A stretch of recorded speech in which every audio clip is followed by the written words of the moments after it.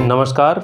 रीट के सभी विद्यार्थियों का इस ऑनलाइन क्लास में स्वागत है। देखिएगा, आप जैसा जानते हैं कि हम लोग संस्कृत की शिक्षण विधियां पढ़ रहे हैं और इससे पहले हम लोग 2 वीडियो देख चुके हैं, जिसके अंदर जो पहला वीडियो था उसके अंदर हमने सिलेबस के बारे में बात करी थी और उसके बाद में हमने बात करी थी कि जो भाषा शब्द है वो उसकी उत्पत्ति कैसे हुई है, भाषा की प्रकृति क्या होती है और भाषा शिक्षण का उद्देश्य क्या होता है। ये सब बातें हम लोग पढ़ चुके हैं। देखिए, आज हम पढ़ने वाले हैं जो हमारे फर्स्ट टॉपिक है, जिसका नाम है संस्कृत भाषा शिक्षण विधियां। इसे हम लोग शुरू कर रहे हैं और यहाँ पर देखिएगा 2 चीज़ें आपको समझने में आनी चाहिए। सबसे पहली बात तो यह है कि शिक्षण क्या होता है। शिक्षण कार्य के लिए अपन जिस विधि का प्रयोग करेंगे वो शिक्षण विधि के रूप में आएगी। तो ये दोनों चीज़ें आप लोगों को मैं क्लियर कर देता हूँ। तो सबसे पहले देखिएगा, यहाँ पर है शिक्षण। शिक्षण का मतलब होता है कि जब आप एक अध्यापक के रूप में कक्षा में जाते हो तो वहां उस कक्षा का एक पाठ्यक्रम होता है, एक सिलेबस होता है और उस पाठ्यक्रम को लेकर के अध्यापक और जो भी शिष्य होता है यानी जो बालक होता है उसके बीच में जो एक अंतः क्रिया होती है वो क्या कहलाता है, शिक्षण कहलाता है। क्या कहलाता है वो, शिक्षण। वापिस से सुनिएगा कि जब हम किसी कक्ष में जाकर के एक अध्यापक के रूप में पढ़ाते हैं तो हर कक्षा का अपना एक सिलेबस होता है, पाठ्यक्रम होता है। उस पाठ्यक्रम को लेकर के शिक्षक और छात्र के बीच में जो एक अंतः क्रिया, एक जो आंतरिक क्रिया होती है उसे हम क्या कहते हैं, शिक्षण कार्य कहते हैं। क्या कहते हैं उसको, हम शिक्षण कार्य कहते हैं। अब वो जो शिक्षण कार्य जिस टेक्निक से, जिस विधि से उसे करवाया जाएगा वो कहलाएंगी शिक्षण की विधियां। अब देखिए, यहां पर जो विधि शब्द है इसको समझने की कोशिश करिए। सेकंड बिंदु है यहां पर कि शिक्षण विधि। तो यहां पर ये जो विधि शब्द है ये अंग्रेजी भाषा के मेथड शब्द से बना है। तो ये एक सामान्य सा परिचय है, यानी कि जो विधि शब्द है ये अंग्रेजी भाषा के मेथड शब्द का ही पर्याय है। और ये जो मेथड शब्द है, ये जो मेथड शब्द है ये लैटिन भाषा का है। किसका है ये, लैटिन भाषा का है और इसका अर्थ होता है मोड, माध्यम या रास्ता। यानी कि शिक्षण विधि जो होती है शिक्षण कार्य का एक ऐसा साधन होती है जिसके द्वारा जो अध्यापक है अपने पाठ्यक्रम को बहुत ज्यादा रोचक और प्रभावशाली बनाता है। तो वापस सुनिएगा, यानी शिक्षण विधियां जो होती हैं एक साधन के रूप में काम आती हैं, एक तकनीक के रूप में काम आती हैं, जिसको लेकर अध्यापक अपने पाठ्यक्रम को रोचक और प्रभावशाली बनाता है। अब देखिए, प्राचीन समय से ही शिक्षण कार्य करवाने के लिए जो शिक्षक हैं वो तरह तरह की विधियों का प्रयोग करते हुए आए हैं। तो यहां पर ये जो संस्कृत भाषा शिक्षण विधियां हैं इसे हम 3 भागों में पढ़ेंगे। कितने रूपों में पढ़ेंगे इसको, हम 3 रूपों के अंदर पढ़ेंगे। यानी कि एक तो जो होती है ये होती है आपकी, जिनको हम परंपरागत, क्या बोलते हैं, परंपरागत या प्राचीन विधियां। कौन सी होती हैं, परंपरागत या प्राचीन विधियां। और दूसरे नंबर पर अगर हम बात करें तो ये होती हैं नवीन या आधुनिक विधियां। ठीक है ना, नवीन या आधुनिक विधियां। और तीसरे नंबर पर होते हैं नवीन उपागम। तीसरे नंबर पर क्या होते हैं, नवीन उपागम। तो देखिएगा, आप जब इनको पढ़ेंगे तो इसी क्रम में आप लोगों को पढ़ना है और एग्जाम के अंदर इस टाइप से सवाल पूछे जाते हैं कि भाई निम्न में से, या अधोलिखित शब्द आता है संस्कृत के अंदर, कि वहां पर निम्नलिखित में से कौन सी ऐसी विधि है जो प्राचीन विधि है या कौन सी ऐसी विधि है जो प्राचीन विधि नहीं है, निम्न में से कौन सी नवीन विधि है या आधुनिक विधि है। ठीक है ना, तो आप लोगों के माइंड में ये सब चीजें क्लियर होनी चाहिए। अब यहां परंपरागत या प्राचीन विधि के रूप के अंदर जो पहली विधि आती है उसका नाम है पाठशाला विधि। कौन सी है, पाठशाला विधि। ठीक है ना, ये प्राचीन समय के अंदर गुरुकुलों में, आश्रमों में जब शिक्षा होती थी तो वहां पर इस विधि का प्रयोग किया जाता था। तो एक बार आप यहां तक स्क्रीनशॉट ले लीजिए। मैं एक बार इन सारी विधियों का नाम लिख करके आपको परिचित करवा देता हूं और उसके बाद में हम एक एक विधि की डिटेल पढ़ते हुए चलेंगे। उसमें क्या कमियां हैं, उसमें क्या विशेषताएं हैं, उस विधि का नाम कैसे पड़ा है, ये इन सब मुद्दों के ऊपर हम बात करेंगे। तो एक बार स्क्रीनशॉट ले लीजिए, फिर हम आगे पढ़ते हैं। हाँ, तो देखिए यहाँ पर ये तीनों तरह की जो विधियां हैं मैंने आपके सामने देखिए, एक एक करके समझिएगा कि संस्कृत भाषा शिक्षण विधि हैं।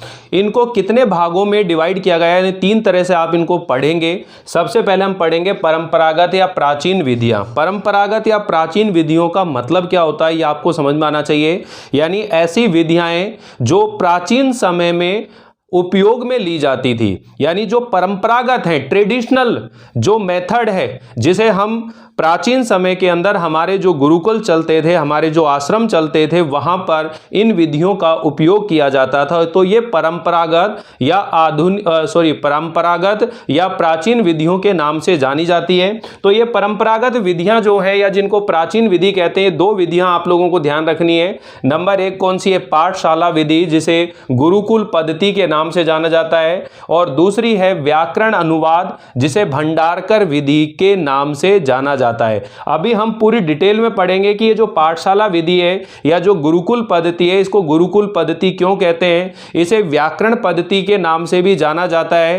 ठीक है ना। यहां पर रटने या चीजों को स्मरण करने पर अधिक ध्यान दिया जाता था। यहां पर जो गुरु होता था वह अपने शिष्यों को बोल बोलकर मौखिक रूप में किसी विषय का अध्ययन करवाता था। ठीक है ना। तो यही कारण है कि इसको गुरुकुल पद्धति या पाठशाला पद्धति के नाम से भी जाना जाता है। तो हम लोग डिटेल में पढ़ेंगे। आधुनिक या नवीन विधियां जो हैं वो यहां पर देखिए साथ लिखी हुई हैं। सबसे पहले हम पढ़ेंगे पाठ्य पुस्तक विधि, यानी पाठ्य पुस्तक विधि क्या होती है। दूसरे नंबर पर प्रत्यक्ष विधि, तीसरे नंबर पर हर्बर्ट की पंचपदी विधि। तो ये हर्बर्ट की जो पंचपदी विधि है ये भी महत्वपूर्ण है, कई बार एग्जाम में इसमें सवाल आने की संभावना रहती है। विश्लेषण विधि, संरचना विधि, समवाय विधि, मूल्यांकन विधि, ये 7 विधियां जो है आप माइंड में सेट कर लेंगे। पाठ्य पुस्तक विधि, प्रत्यक्ष विधि, हर्बर्ट की पंचपदी विधि, विश्लेषण विधि, संरचना विधि, समवाय विधि, मूल्यांकन विधि, ये सब आधुनिक या नवीन विधियां हैं जो कि हम लोग पढ़ने वाले हैं। एक होते हैं नवीन उपागम। नवीन उपागम के अंतर्गत हम सूक्ष्म शिक्षण, आगमन उपागम, समस्या समाधान, प्रयोजन विधि, दल शिक्षण विधि, परिवेक्षण अध्ययन, कंप्यूटर पर आधारित शिक्षण प्रतिमान, अभिक्रमित अनुदेशन, संगठन उपागम, निदानात्मक परीक्षण एवं उपचारात्मक शिक्षण, ये टोटल जो है ये आपका पहला टॉपिक है जो हम लोग एक एक करके पूरी डिटेल के अंदर पढ़ेंगे। आज के इस वीडियो के अंदर हम सबसे पहले बात करेंगे पाठशाला या गुरुकुल पद्धति के बारे में बात करेंगे। ठीक है ना, कि जो पाठशाला या गुरुकुल पद्धति होती है इसका मतलब क्या होता है। तो देखिएगा, सबसे पहली बात तो ये है कि प्राचीन समय में हमारी जो शिक्षा चलती थी वो गुरुकुल में चलती थी, आश्रमों में चलती थी, और वहां पर गुरु के द्वारा अपने शिष्यों को मौखिक रूप में शिक्षा दी जाती थी। ठीक है ना। वहां पर रटने के ऊपर अधिक बल दिया जाता था। ठीक है ना, वहां पर रटने के ऊपर अधिक बल दिया जाता था। तो यही कारण है कि इस पद्धति को हम लोग किस नाम से जान लेते हैं, इसे हम पाठशाला पद्धति या गुरुकुल पद्धति, और इस विधि के अंदर व्याकरण की प्रधानता होती थी। इसी वजह से कुछ विद्वान इसे व्याकरण पद्धति के नाम से भी जानते हैं। व्याकरण पद्धति बोल दो या व्याकरण प्रणाली बोल दो, वो एक ही बात है। इसे हम व्याकरण पद्धति के नाम से भी जानते हैं। तो अभी आप इसका एक स्क्रीनशॉट ले लीजिए, फिर मैं इस पद्धति के बारे में, पाठशाला या गुरुकुल पद्धति की पूरी डिटेल आप लोगों को यहां पर बता देता हूं, ताकि आप लोगों को लिखने में और समझने में आसानी रहे। तो एक बार स्क्रीनशॉट ले लीजिए, फिर हम लोग आगे पढ़ते हैं पाठशाला विधि की। हाँ, तो देखिए ये जो है परंपरागत या प्राचीन जो शिक्षण विधियां उसके अंदर पहली विधि है जिसका नाम है पाठशाला विधि। अब ये जो पाठशाला विधि है इसको किस किस नाम से जानते हैं ये भी आपको ध्यान में रखना है, क्योंकि एग्जाम में आपसे ये पूछा जा सकता है कि जो पाठशाला विधि है या पंडित पद्धति है या गुरुकुल पद्धति है, व्याकरण पद्धति है, इसी को हम प्राचीन पद्धति और इसे व्यक्तिगत शिक्षण प्रणाली भी कहते हैं। आखिर क्यों कहा जाता है ये? देखिए, पंडित पद्धति का मतलब है कि क्योंकि पंडित का मतलब होता है विद्वानों की एक प्रणाली, विद्वानों की एक पद्धति को तैयार करना। गुरुकुल पद्धति क्योंकि यहाँ गुरुकुल और जो आश्रम चलते थे प्राचीन समय में, तो वहां पर क्या परंपरा चलती थी, कई बार आपने रामायण महाभारत देखा होगा कि वहां पर जो गुरु है एक ऊंचे आसन के ऊपर बैठा हुआ है और बाकी के जो शिष्य हैं वो गुरु के द्वारा कहे गए बातों को केवल सुन रहे होते हैं। गुरु बोलता जाता है और शिष्य जो है उन बातों को सुनते हुए चलते हैं। ठीक है, तो यही कारण है कि इसको हम गुरुकुल पद्धति के नाम से भी जानते हैं। और इस पद्धति के अंदर जो व्याकरण होता है उसे व्याकरण को मौखिक तौर पर ही सिखाया जाता है, तो इस वजह से व्याकरण की प्रधानता होने की वजह से इसे हम व्याकरण पद्धति के नाम से भी जानते हैं। और ये सबसे प्राचीन पद्धति है, इसीलिए इसे परंपरागत पद्धति के नाम से भी जाना जाता है। प्राचीन पद्धति है, व्यक्तिगत शिक्षण प्रणाली है क्योंकि इसमें व्यक्ति कौन होता है, एक गुरु होता है जो बाकी सभी शिष्यों को क्या देता है, शिक्षा देता है, तो यहाँ इसे व्यक्तिगत शिक्षण प्रणाली के नाम से भी जाना जाता है। तो सबसे बड़ी बात है कि ये जो गुरुकुल प्रणाली बोले या पाठशाला जो विधि हम बोल रहे हैं ये एक प्राचीनतम शिक्षण विधि है। यहाँ पर जो गुरु है वह अपने शिष्यों को बोल बोलकर किसी भी विषय का ज्ञान देता था, यह एक प्राचीनतम विधि है। अब यहां पर देखिएगा इस विधि के अंदर श्रवण यानी कि सुनना, उसका मनन करना और निधिध्यासन, निधिध्यासन का मतलब है निरंतर चिंतन के द्वारा रटने या कंठस्थीकरण पर बल दिया जाता था। यानी कि जो गुरु होता था वह किसी विषय के बारे में प्रवचन देता था, उसे बोलता था, उसे उच्चारित करता था और शिष्य उसे सुनते थे, सुन करके उसे रटते रहते थे,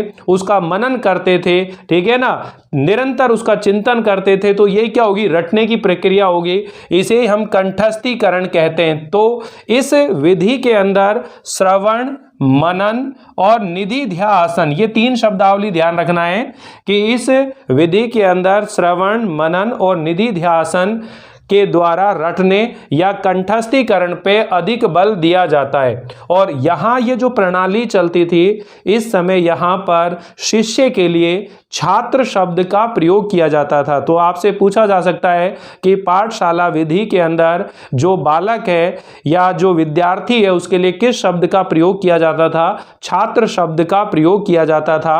अब देखिए, जब गुरुकुल जब चलते थे तो वहां पर जो भी बालक छात्र के रूप में शिक्षा लेने के लिए जाता था तो वहां कौन सा संस्कार होता था, उसके बाद वो जाता था। तो देखिए, हमारे यहाँ पर 16 संस्कार बताए हैं और उन 16 संस्कारों के अंदर से जो 11वें नंबर का संस्कार आता है जिसका नाम है उपनयन संस्कार, इस उपनयन संस्कार को ही यज्ञोपवीत संस्कार भी बोलते हैं या इसको जनेऊ संस्कार भी बोलते हैं। यहाँ पर बालक जब करीब 8 वर्ष का हो जाता था उस समय उसे शिक्षण के लिए गुरुकुलों के अंदर भेज दिया जाता था। ठीक है, उससे पहले उसे जो एक जनेऊ धारण करती होती, जनेऊ के अंदर 3 धागे होते हैं जो ब्रह्मा विष्णु महेश के क्या होते हैं, प्रतीक होते हैं। ठीक है, तो उपनयन संस्कार के बाद में शिक्षा आरंभ होती। तो आप ये कह सकते हैं कि प्राचीन समय में गुरुकुलों में जब कोई छात्र शिक्षा लेने के लिए जाता था तो वह कौन से संस्कार के समय की बात होती थी,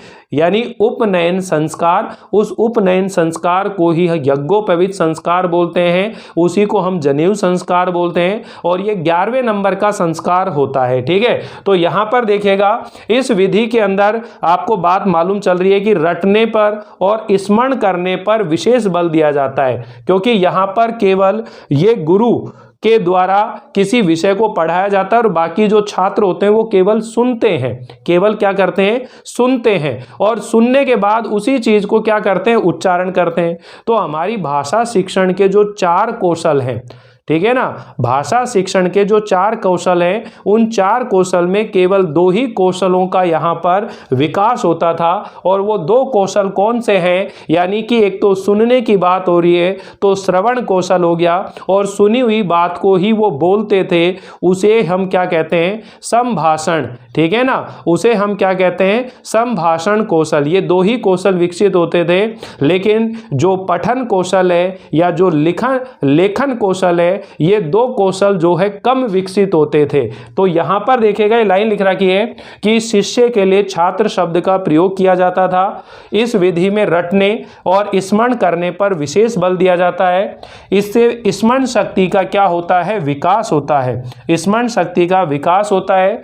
और इस विधि के समय यानी प्राचीन समय में जो विद्या का आरंभ होता था, वो उपनयन या यज्ञोपवीत या जनेऊ संस्कार, ये 3 शब्दावली आप अपने माइंड में सेट कर लेंगे। उपनयन, यज्ञोपवीत या जनेऊ संस्कार से विद्या का आरंभ होता था। इस विधि के अंदर केवल श्रवण और भाषण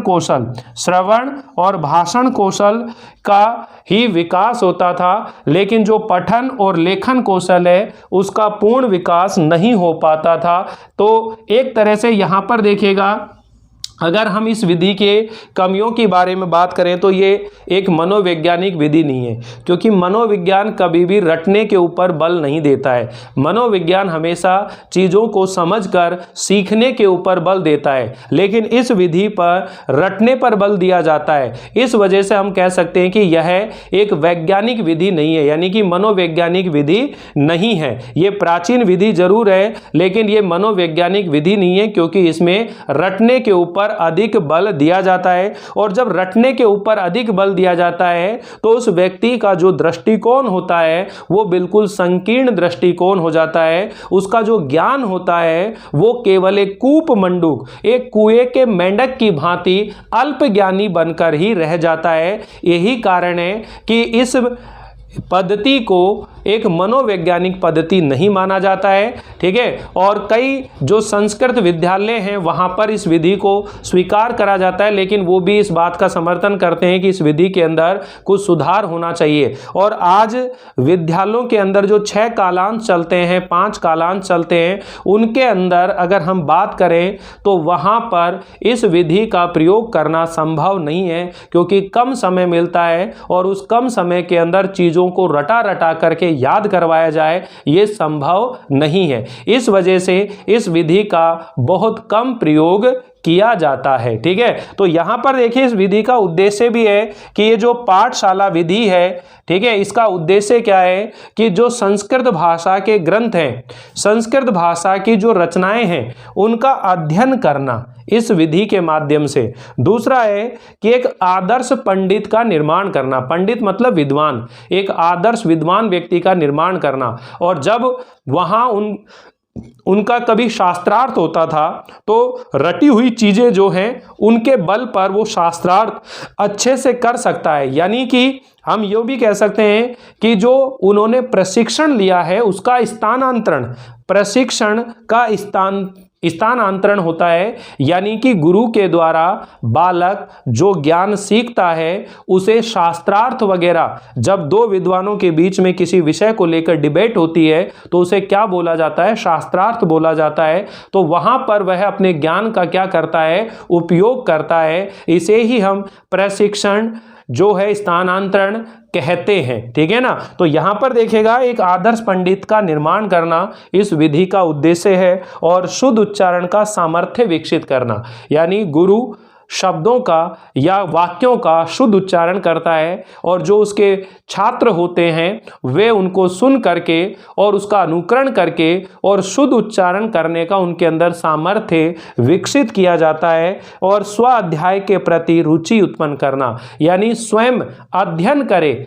ऐसा इंटरेस्ट जो है विद्यार्थियों के अंदर उत्पन्न करना इस विधि का क्या रहा है, उद्देश्य रहा है। तो देखिएगा आप लोग बड़े आसानी से इस चीज को समझ सकते हैं। सबसे पहली बात होगी कि जो पाठशाला विधि है ये एक परंपरागत विधि है, ये प्राचीन विधि है। इसे गुरुकुल पद्धति, प्राचीन पद्धति, व्याकरण पद्धति या व्यक्तिगत प्रणाली पद्धति के नाम से भी जाना जाता है। इस विधि में रटने पर या स्मरण करने पर अधिक बल दिया जाता है। ये गुरुकुलों में जो गुरु होते थे, आश्रमों में जो गुरु होते थे, वो अपने शिष्यों को मौखिक रूप से क्या कराते थे, अध्ययन कराते थे।